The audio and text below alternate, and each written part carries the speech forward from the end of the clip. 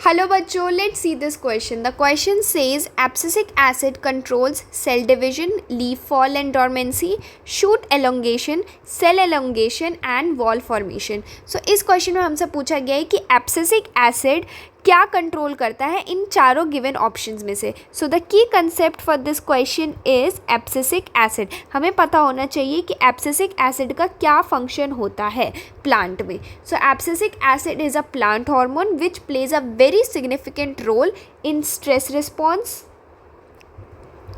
and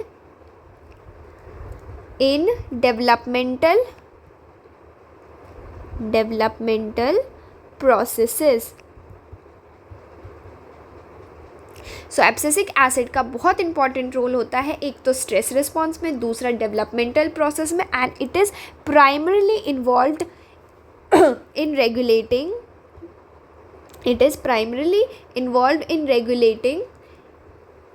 leaf aging,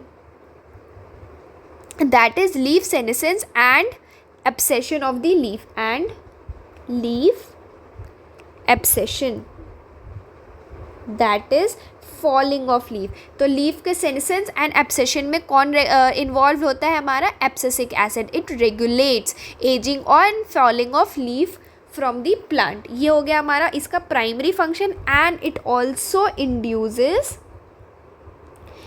also induces dormancy in buds and seeds. तो ये induce करता है dormancy in buds and seeds so that they do not grow in unfavourable condition.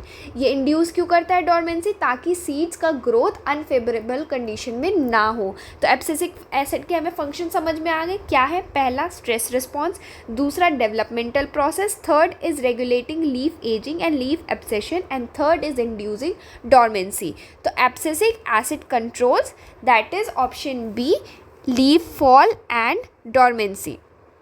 Why not cell division? So cell division is more directly regulated by cytokinins.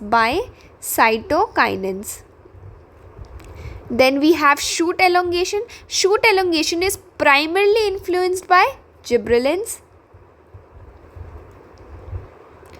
Then we have cell elongation and wall formation. Cell elongation and wall formation are mainly regulated by auxins, not by abscisic acid.